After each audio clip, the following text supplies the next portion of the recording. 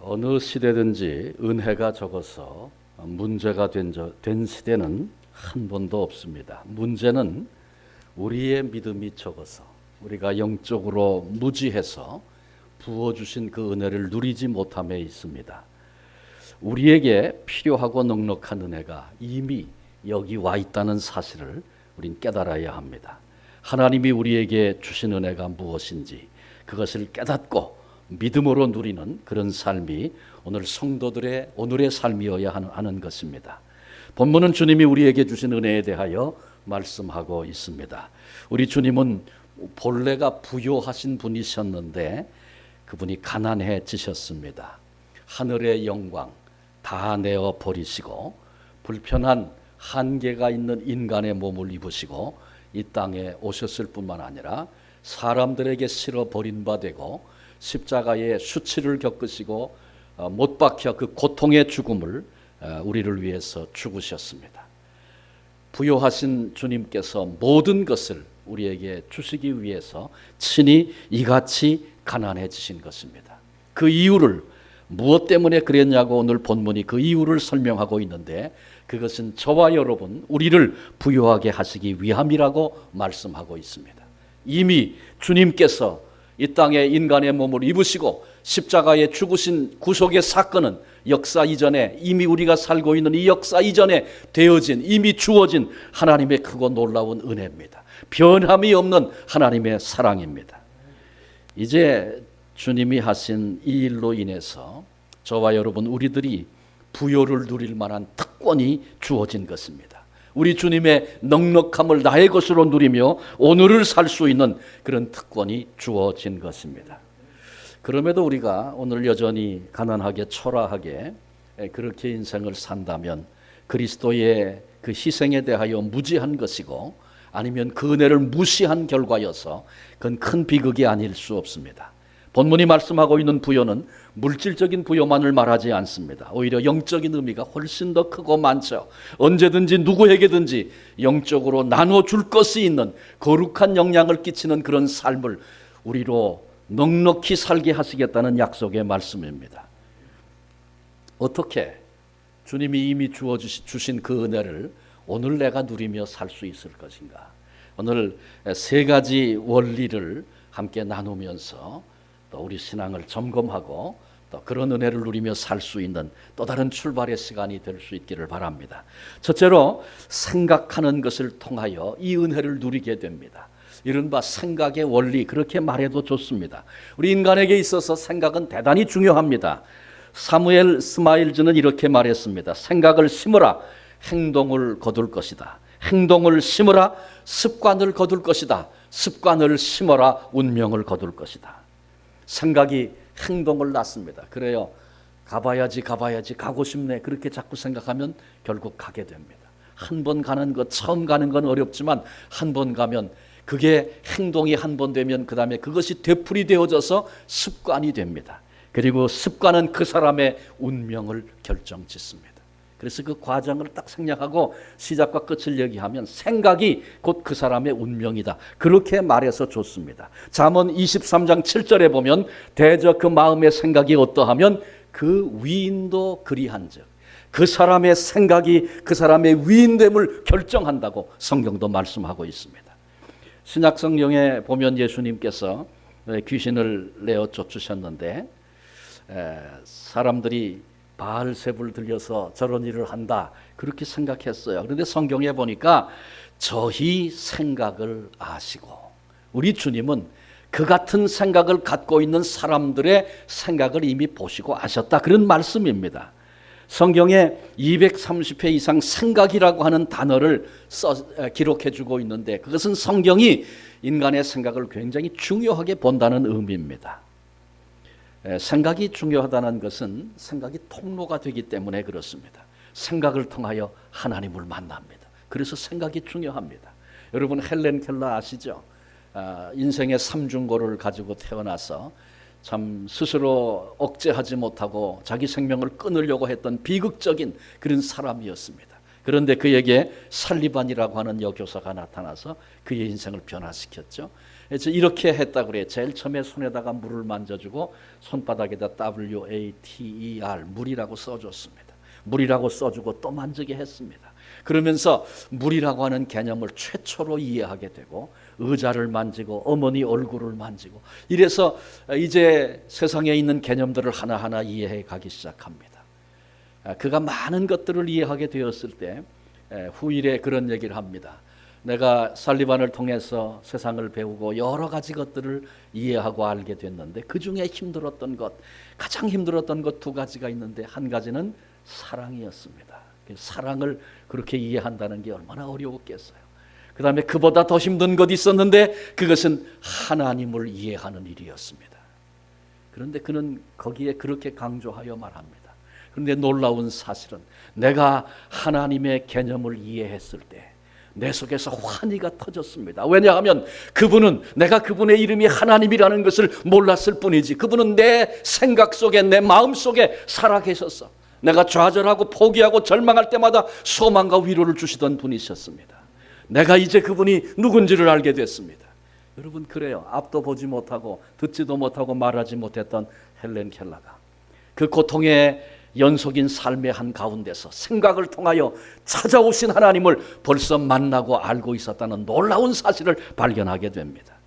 그래서 생각이 중요합니다. 그런가 하면 생각을 통해서 사탄에게 붙들리기도 합니다. 그래서 생각이 중요한 겁니다.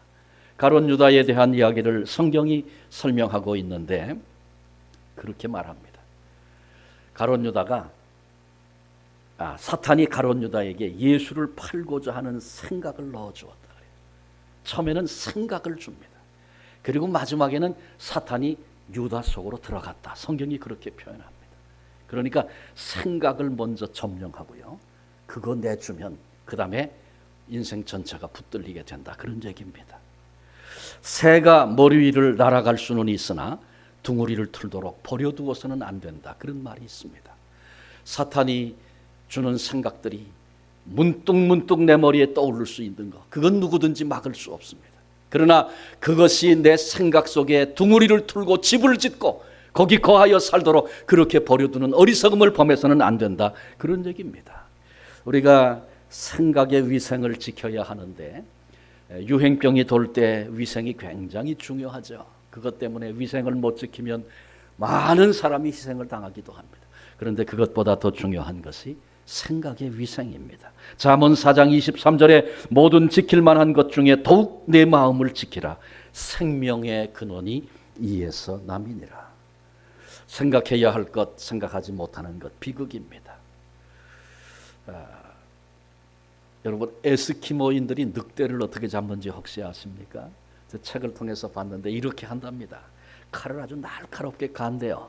그리고 짐승의 피를 묻혀서 추운 데 내놓으면 그게 얼면 또 짐승의 피를 묻히고 또 올리고 그래서 마지막에는 날카로운 칼 위에 짐승의 피가 얼음덩어리가 돼서 달라붙는다는 겁니다. 그러면 이것을 늑대가 동물들이 잘 다니는 길에다가 견고하게 고정을 시켜놓으면 그 피냄새를 맡고 제일 먼저 달려오는 게 늑대랍니다. 늑대가 와가지고 혀로다가 이제 그 얼음 피를 빨아먹기 시작한다는 거죠. 그 얼음덩어리 빨아먹으면 나중에 뭐가 나와요? 날카로운 칼이 나오는데 그 칼이 늑대의 혀를 갈기갈기 찢는다는 거예요. 아니 세상에 아무리 짐승 같은 놈이라도 지 혀가 찢기는데 그걸 모르고 그걸 먹어? 그렇게 생각하십니까? 여러분 통증 오면 얼음찜질하죠. 그 왜 그런 거예요? 마비시키는 거예요. 통증을 마비시키는 거거든요.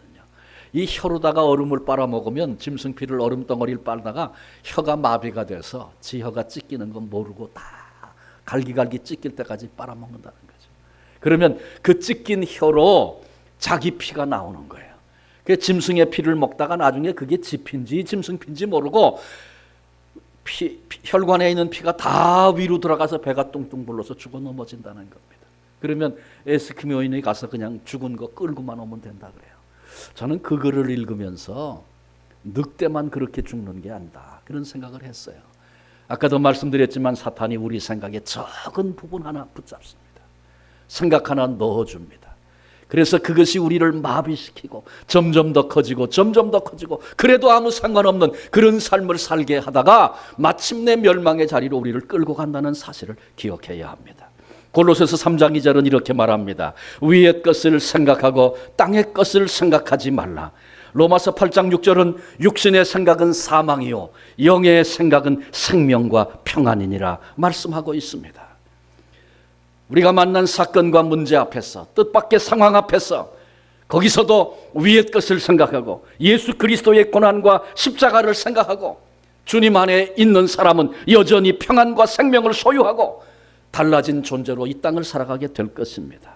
그런데 그런 문제 앞에서 자기 이익, 내 체면, 그럼 나는 뭐야? 내 입장, 억울한 것, 자존심, 분노, 미움, 악한 일만을 생각한다면 그것이 우리를 마비시키고 그리고 마침내 사망과 멸망으로 우리를 끌고 가게 된다는 것입니다. 생각을 통해서 생각을 잘 지켜서 늘 주님을 생각하고 십자가를 생각하고 위의 것을 생각하고 영적인 것을 생각하는 그런 은혜가 우리에게 있어서 그 생각을 통하여 이미 주님이 우리에게 부어주신 그 크고 놀라운 은혜들이 나의 것으로 누려지는 귀한 삶을 살 수 있는 우리 모두가 되시기를 바랍니다. 두 번째로 바라보는 것을 통해서 이 은혜를 누립니다. 바라봄의 원리입니다. 우리 인생에게 있어서 뭘 보고 사느냐 굉장히 중요합니다. 바라보는 데 능력이 있습니다. 보고 못 보는 것이 우리 인생의 행로를 결정하기도 합니다. 창세기에 보면 아담과 하와의 비극적인 범죄 이야기가 나옵니다. 그런데 그 이야기가 이렇게 시작됩니다. 그 나무를 본즉, 그날 그 나무를 봤는데 이렇게 시작되고 있는 거예요. 여러분, 보지 말아야 할 것을 자꾸 보면 거기 끌려가고 그것 때문에 멸망합니다. 유다는 은 30냥은 보았지만 구세주 예수 그리스도 우리 주님을 보지 못했습니다. 아간은 금과 은과 의복은 보았지만 동족의 고통, 가족의 멸망 보지 못했습니다. 롯은 푸른 들은 보았지만 소돔성의 죄악상, 그것 때문에 찾아오게 될 수치와 부끄러움과 멸망은 보지 못했습니다. 다윗, 아주 영감이 뛰어난 그런 출중한 그런 인물이죠. 그런데 어느 날 성위를 거닐다가 우리아의 아내가 목욕을 하는 모습을 보게 됐습니다. 안 봤으면 좋았을 것을 그날 그가 본 것입니다. 그것이 범죄로 이어졌고 그리고 그 사건, 그 범죄의 사건이 다윗의 생애 속에 일생 동안 지워지지 않는 흔적으로 남아 고통을 주었던 그런 사건이 되었다는 것을 우리 모두가 알고 있습니다. 여러분, 다윗같이 영감이 뛰어난 그런 사람도 보지 말아야 할 것을 보았더니 그리로 끌려가서 이런 고통을 겪게 되었는데 저와 여러분, 우리 같은 범인이 그저 눈에 보이는 대로, 눈에 보기 좋은 대로 이것저것 우리의 눈을 돌리며 그렇게 인생을 산다면 여지없이 우리 인생은 무너지게 될 것입니다. 바라봄의 원리를 잘못 적용하면 죄와 비극이 되고 바라봄의 원리를 잘 사용하고 적용하면 그것이 우리에게 은총이 되기도 합니다. 하나님께서 아브라함을 바깥으로 불러내셨습니다. 그리고는 하늘의 별과 바다의 모래를 보아라. 이같이 내 후손이 창대케 될 것이다. 하나님이 시청각 교육을 시켜주셨습니다. 때로는 낙심되고 때로는 잃어버렸다가도 하늘의 별을 보면 바다의 모래를 보면 하나님의 음성이 생각이 납니다. 아브라함이 그 길을 걸어갈 수 있었던 것은 하나님이 보여주셨던 하늘의 별, 바다의 모래, 눈에 보이는 그것을 하나님께서 통하여 주신 약속의 말씀 붙잡고 살게 하신 것입니다. 요셉의 이야기가 창세기 37장부터 50장까지 창세기의 굉장히 많은 부분을 다루고 기록해 주고 있습니다. 그런데 그 성경을 읽어보면 요셉이 범죄했다, 실수했다, 넘어졌다, 그런 과오를 범했다, 그런 이야기가 하나도 나오질 않습니다. 어떻게 우리와 똑같은 성정을 가진 요셉이 이 같은 위대한 삶을 살 수 있었습니까? 그가 우리보다 평안하고 안정되고 그런 환경 속에 살았기 때문에 그렇습니까? 천만의 말씀입니다. 우리는 상상도 하지 못할 그런 고난의 자리에서 요셉이 살았었습니다. 그런데 그는 거기서 흔들리지 않고 여전히 뜻밖의 상황을 만나고 뒤집어지는 일들을 겪어도 여전히 그 길을 갈 수 있었던 그 비결이 뭘까요? 그건 오직 하나입니다. 어린 시절에 하나님이 보여주신 꿈과 소망입니다. 꿈과 소망. 위로부터 하나님이 꿈을 주셨어요. 너 이렇게 될 거야. 절망이 찾아와도 그 꿈을 그려보면 또 용기가 생기고 이 꿈을 주신 분이 하나님이시기에 하나님이 반드시 이루실 것이라는 확신이 그 가슴 속에 있어서 여전히 그 길을 갈 수 있는 은혜가 넉넉한 은혜가 요셉에게 있었던 것입니다. 그러므로 우리는 보는 것을 위해서 기도해야 합니다. 하나님, 봐야 할 것 보게 해주세요. 똑같은 사건 속에서도 하나님의 경륜과 섭리를 보는 사람은 놀라운 승리를 향하여 나아가게 됩니다. 아무리 좋은 환경에서도 악한 영이 보여주고 끄는 대로 시선을 빼앗기면 거기서 부끄러움과 수치를 만들어내고, 그리고 이제 그것 때문에 파멸하게 되는 그런 비극적인 인생의 길을 걷게 되는 것입니다.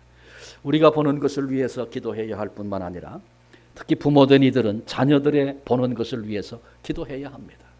세상에 나가 얼마나 많은 것들 보게 됩니까? 잘못 보면 그리 끌려가고 그런 인생이 돼버리고 말 텐데, 하나님, 우리의 자녀들의 눈을 지켜주십시오. 보지 말아야 할 것이라면 눈을 가려서라도 보지 못하게 하시고, 하나님, 보아야 할 것이라면 꿈속에서라도 저의 눈이 열리도록 복을 내려 주옵소서. 보는 것을 위해서 기도해야 합니다. 뿐만 아니라 우리 부모된 이들은 자녀들에게, 또 우리 교사들은 학생들에게 믿음의 모습을 보여줘야 합니다.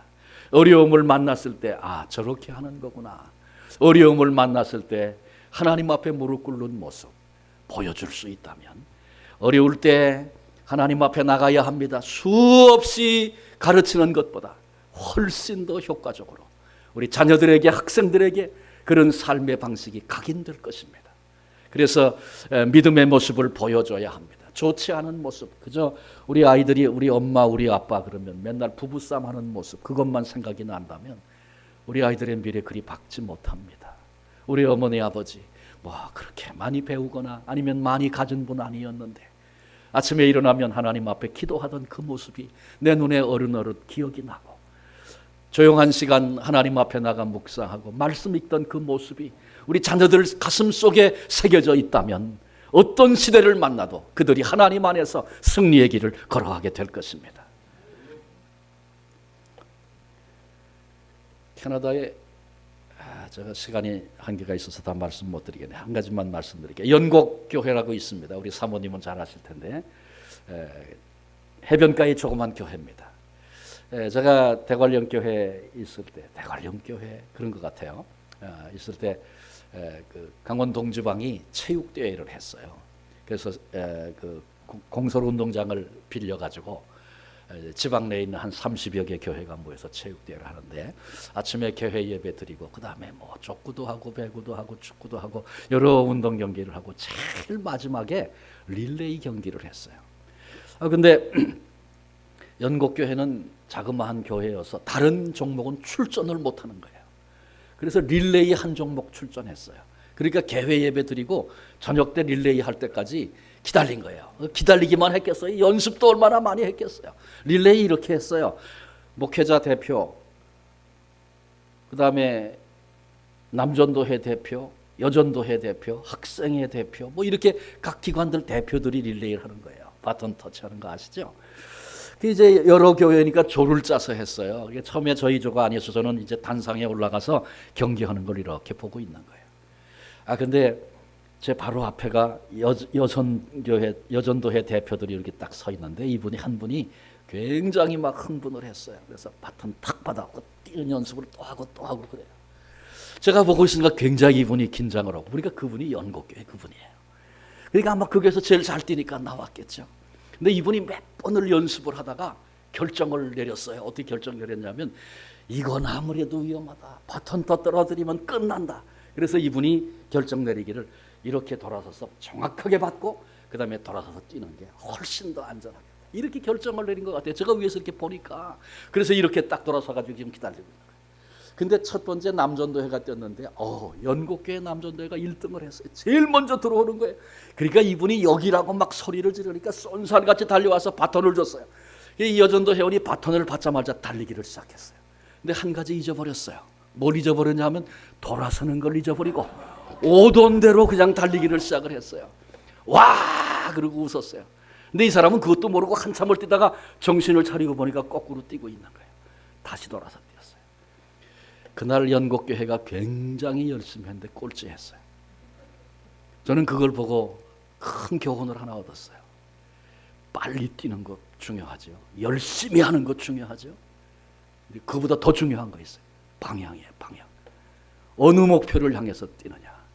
거꾸로 뛰면요, 열심히 뛴 게, 빨리 뛴 게 돌아올 때는 더 고통이고 더 수치고 그것 때문에 꼴찌했어요. 여러분, 인생이 그와 같습니다. 히브리서 12장 2절은 이렇게 말합니다. 믿음의 주요 또 온전케 하시는 이인 예수를 바라보자. 우리 믿음의 대상이 되시는, 그리고 우리같이 나약하고 부족한 사람이지만 우리의 시선을 주님께 고정하고 주님이 거기서도 보이면 주께서 우리를 온전하게 빚으시는 그 주님을 바라보며 살자고 도전하고 있습니다. 골로새서 3장 1절에 그러므로 너희가 그리스도와 함께 다시 살리심을 받았으면 위의 것을 찾으라. 거기는 그리스도께서 하나님 우편에 앉아 계시느니라. 어제도 살폈죠. 스데반이 눈이 열려 주님 보이니까 그 고통도 기쁨이 됐고 그 괴로움도 찬송이 되어져서 환희에 빛나는 그런 모습으로 그가 승리하지 않았습니까? 우리도 늘 그 주님이 보이는, 그분을 바라보는, 그래서 그 주님이 주시는 그 부요함을 이 땅에서 온전히 여기서도 그 자리에서도 누릴 수 있는 복된 성도들이 되시기를 바랍니다. 마지막 세 번째 원리입니다. 말하는 것을 통하여. 말의 원리입니다. 사람이 어떤 말을 하며 사느냐 굉장히 중요합니다. 우리 옛말에도 말 잘하면 천냥빚을 갚는다, 그런 말이 있어요. 말의 중요성을 의미하는 것이죠. 말은 자동차 기어와 같습니다. 전진 기어를 넣으면 차가 앞으로 가고 후진 기어를 넣으면 차가 뒤로 갑니다. 똑같이 우리 언어가 긍정적이면 앞을 향하여 가지만 부정적이고 과거 지향주의적인 그런 언어 생활을 하면 내 인생이 거꾸로 갑니다. 말은 나무를 심는 것과 같습니다. 좋은 나무를 심으면 좋은 열매가 맺힙니다. 그러나 나쁜 나무를 심으면 나쁜 열매가 맺히죠. 왜 내 삶에 이런 게 맺혔을까? 왜 이런 열매가 생겼을까? 내가 심었기 때문에 그렇습니다. 욥과 욥의 아내, 하나님이 주신 크고 놀라운 축복을 함께 경험했던 부부 두 사람입니다. 고난이 찾아왔습니다. 고난도 함께 당했습니다. 그런데 두 사람의 결정적인 차이는 말에 있었습니다. 그런 엄청난 무서운 고난이 찾아왔을 때 욥은 뭐라고 얘기합니까? 주시니도 여호와시요 취하시니도 여호와시니 여호와의 이름이 찬양을 받으실지어다. 욥의 아내는 뭐라 그랬어요? 아니 당신은 아직도 여호와 하나님 타령이요, 차라리 저주를 하고 나가서 죽으시오, 그런 말 했습니다. 그리고 욥의 아내 이야기는 성경에서 사라집니다. 똑같이 하나님이 주신 은혜와 축복도 경험하고 똑같이 고난도 경험하게 됐는데 두 사람의 결정적인 차이는 말에 있었습니다. 십자가의 두 강도 똑같습니다. 직업이 똑같았어요. 강도짓 하며 평생 살았습니다. 그리고 그날 그 죄 때문에 십자가에 못 박혀 처형을 당하여 비참하게 죽어가고 있습니다. 그런데 그 마지막 순간에 두 사람의 언어가 달랐습니다. 한 사람은 주여 오늘 나를 주의 나라가 임할 때 기억해 주소서, 주님께 이렇게 기도했습니다. 그러나 한 사람은 네가 메시아냐? 그러면 십자가에서 내려와 너도 구원하고 나도 구원해봐라. 그러면 내가 믿겠다. 예수님을 조롱하고 비웃었습니다. 이 언어의 차이가 그들의 영혼을 가르는 결정적인 차이가 됐다는 사실을 성경이 우리에게 설명해 주고 있습니다. 언어 생활 중요합니다. 말이 평생 지울 수 없는 상처를 사람에게 주기도 하고 말이, 언어가 죽은 자를 살리는 능력이 되기도 합니다. 저도 뭐 이렇게 집회도 하고 그러니까 교회도 많이 방문하게 되는데 그 교회 가서 어느 교회 방문했을 때 가서 얘기 조금 들어보면 이 교회 이런 교회구나 금방 압니다. 그 말이 그 사람의 신분을 드러내기 때문에 그렇습니다. 하나님께서 우리 인간에게 말하는 대로 되는 특권을 주셨습니다. 창세기 3장에 보면 아담이 일컫는 바가 이름이 되었다고 말합니다. 이름 짓는 특권을 하나님이 주셨어요. 그래서 아담이 그때 고양이 그렇게 부른 게 지금도 사람들이 고양이 그럽니다. 고양이를 보고 호랑이라고 우기는 사람 없어요. 왜? 아담이 그렇게 이름을 지어줬기 때문에 그렇습니다. 그거야 이름 짓는 거죠. 또 더 분명한 얘기가 나옵니다. 민수기 14장에 보면 이스라엘 민족이 가데스 바네아에 이르렀습니다. 근데 그때 10명의 정탐꾼과 함께 온 백성들이 우리는 다 여기서 죽었다, 저 땅에 절대로 못 들어간다, 그리고 통곡하고 울었었습니다. 그런데 여호수아와 갈렙은 일어서서 그 사람들이 강한 것 많고 그 성이 높은 것 많지만 그 땅을 우리에게 주신 분은 여호와 하나님이시라고, 그 땅에 들어가 우리 땅을 차지하고 그곳에 우리의 집을 지어보자고 그렇게 말했습니다.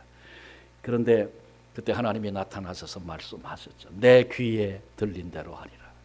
우리는 절대로 못 들어간다. 다 여기서 죽었다. 그래, 너희 말대로 너희는 절대로 못 들어간다. 다 여기서 죽는다. 그리고 그 하나님 말씀대로 그렇게 됐습니다.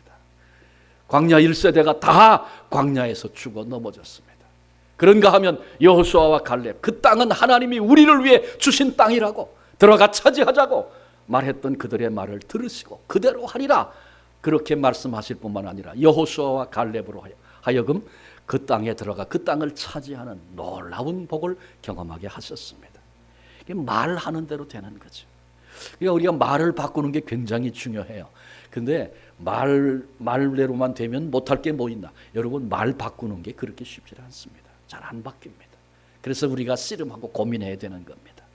언제든지 믿음의 언어를 말할 수 있고 성령의 언어를 말할 수 있도록 고민하고 씨름하고 점검해보고 그래야 하는 거죠. 여러분, 조금만 관심을 가져보면 우리 한국 민족은 오랫동안 말을 함부로 하며 살았었습니다. 제가 좀 살펴보니까 말이죠, 이런 말들 했어요. 야, 이 빌어먹을 놈아. 들어보셨습니까? 부모가 자식에게 야, 이 빌어먹을 놈아 그랬어요. 근데 6.25 전쟁이 나서 역사 속에 보니까 전 세계 다니면서 빌어먹었어요. 틀렸습니까? 그렇지 않습니까? 자식이 속썩이고 그러면 야, 이 성 갈아먹을 놈아 이렇게 말했어요. 근데 일제시대 때 성을 갈아먹었습니다. 그러니까 말하는 게 굉장히 중요한 거죠. 오랫동안 나도 모르게 습관처럼 했던 그 말이 능력이 되어져서 그렇게 되어지는 이런 일들을 볼 수 있어야 합니다. 육실할 놈아, 육실할 놈아. 들어보셨습니까? 여섯 토막을 내서 죽일 놈아, 그런 얘기예요. 그래서 한국에 그렇게 토막살인 사건이 많은가 봐요. 제가 생각해 봤어요. 그런데 이렇게 말을 함부로 했는데 그래 어떻게 이렇게 잘 사는 나라가 됐을까?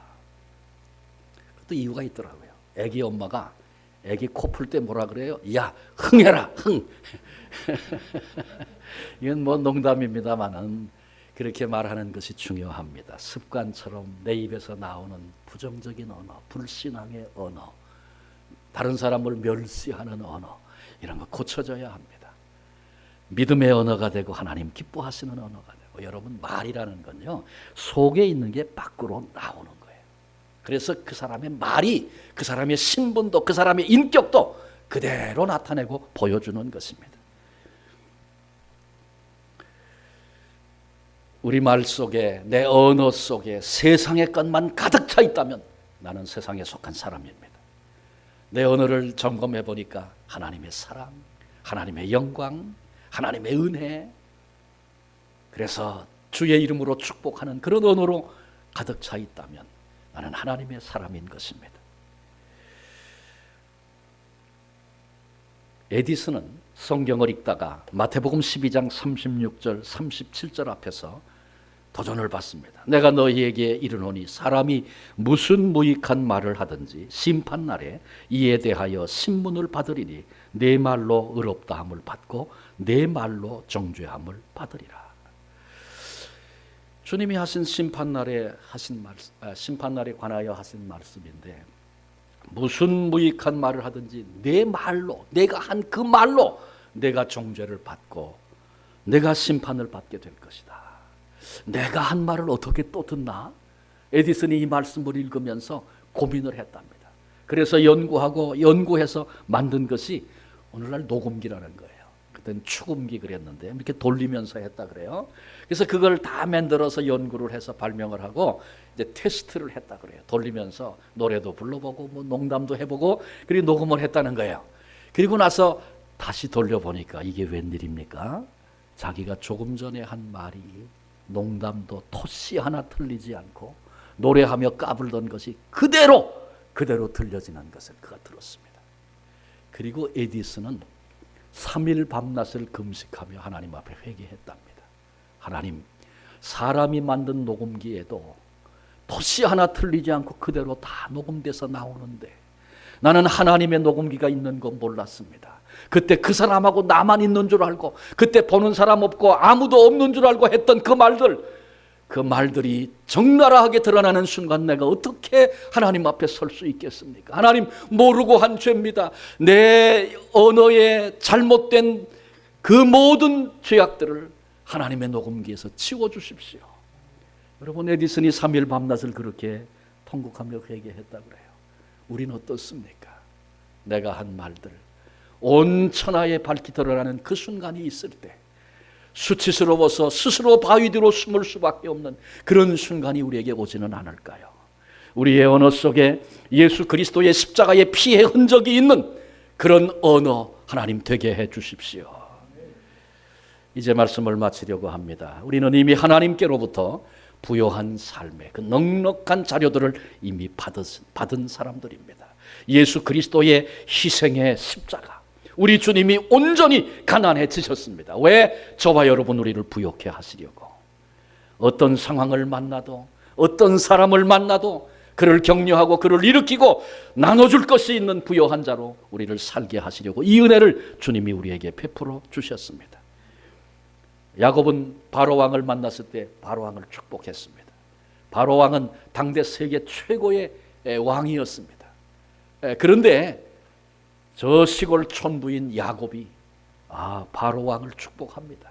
여러분, 이런 은혜가 어떻게 가능합니까? 이런 일이, 그건 하나님이 주신 은혜가 야곱 속에 있기 때문에 가능한 것입니다. 예수 그리스도의 십자가를 통해서 우리 주님이 나를 위하여 십자가에 죽으시고 나를 위하여 부활하신 그 은혜와 사랑, 이미 주어진 주님이 가난해지신 그 은혜를 내 가슴으로 담고 오늘을 살아내면 어떤 사람을 만나도, 누구를 만나도 하나님의 그 은총을 흘려보낼 수 있는 복된 인생이 되는 줄로 믿습니다. 이미 이런 은혜가 우리에게 주어졌는데 오늘을 부요한 자로 살지 못하고 초라한 모습으로 오늘을 사는 어리석은 자가 되어서는 안 됩니다.